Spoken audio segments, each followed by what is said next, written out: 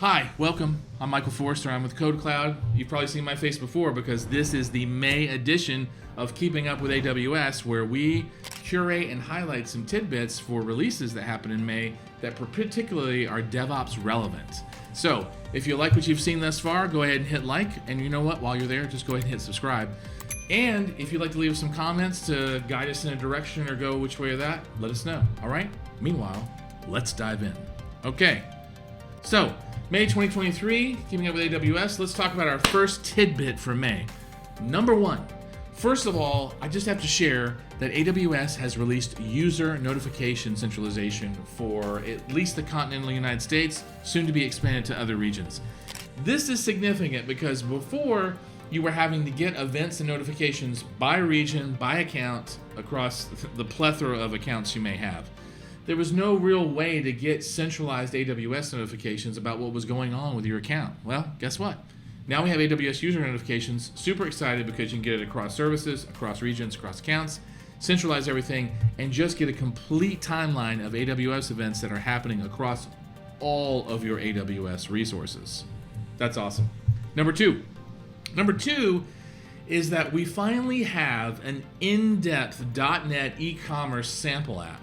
And actually what's really cool about it is it uses the ASP.NET Core version 6, and it represents an initial modernization, which means a transformation from being an on-premise app, making its first generation migration onto AWS. That's what this app is. And so it's an in-depth exploration. And if we click in this just to see like what the details are here, what you'll see here is you're gonna see, other than all of my stuff that I'm clicking, video editors, please remove that. You're going to see basically a new real-world.NET sample application. You're going to see Bob's Used Books is here. This again, you're going to see the toolkit for .NET refactoring. You're going to see forcing the porting assistant for .NET as well. And actually, the app itself is actually pretty cool and very usable. It does have a lot of components, but it's totally worth exploring if you just want to see an e-commerce architecture live. Now, you can see what it's using here. It's using Cognito, RDS, the Simple Storage Service, Systems Manager, Secrets Manager, CloudFront, and Recognition. You can do some verification of the cover images, right? So you basically, there's a series of blog posts about the sample app and how to basically run it. So this is thoroughly exciting, and I totally recommend that you dive into this when you get a chance. Number three is that if you haven't heard about generative AI, example, a la ChatGPT, then you've probably been living under a rock. I should probably come join you, to be frank about it. But Amazon Science has published a paper highlighting and expanding on some of the concerns like bad actor misuse, societal disruption, some concerns that we have about where's generative AI going to take us, and they offer some possible solutions, at least some monitoring and oversight. This paper is probably worth a read if you're even loosely associated with that space. It'll talk about fairness, toxicity, sourcing, and intellectual property. It's actually worth reading, especially if you're a little concerned about where generative AI is headed. Number four. This one is super exciting because the question comes up frequently. It's like, well, I need to upload something to S3 and I want to offer it to my customers, or I want to integrate it with my app, but how do I make that part of my API? And this post offers 3 patterns for how to securely upload content to S3 buckets via an HTTPS post, right? Without the need to build like a fully dedicated API or a full dedicated client application.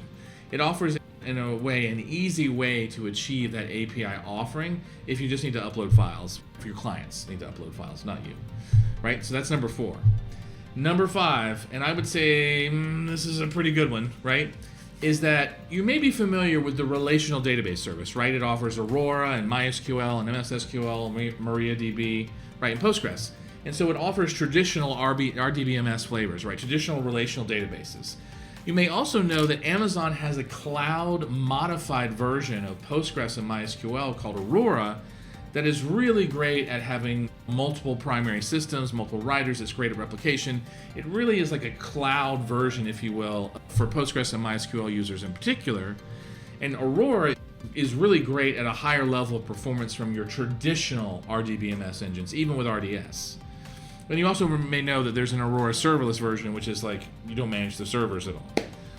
What's interesting is just with what they call our Aurora Standard, they now offer with Aurora Standard a version that is Aurora IO optimized. And so this is great because what this does is it gives you a predictable way of understanding your I/O costs for high I/O databases. In other words, if you have a really busy database and you're watching your costs under Aurora just skyrocket, where the database costs, like the cost per interaction that happens, is way above the actual cost of the instance, these storage instances give you a way to get predictable, fast IOPS for your databases. And it may sound trivial, but if you're paying a lot in storage costs for Aurora, look at the storage focused configurations that they now have. It's called Aurora IO Optimized, and that's what you want to look at. That's significant. Number 6. So number 6 is that CloudFront in the console now has the ability to one-click enable the web application firewall to just stand in front of your CloudFront assets, which is great. And when you launch it by default, it'll introduce all of AWS's best practice rules right out of the gate. So even if you don't go in there and add your own custom rules, you'll get some of the OWASP best practices already folded into your WAF deployment, which is great. One click and you're good. Number 7.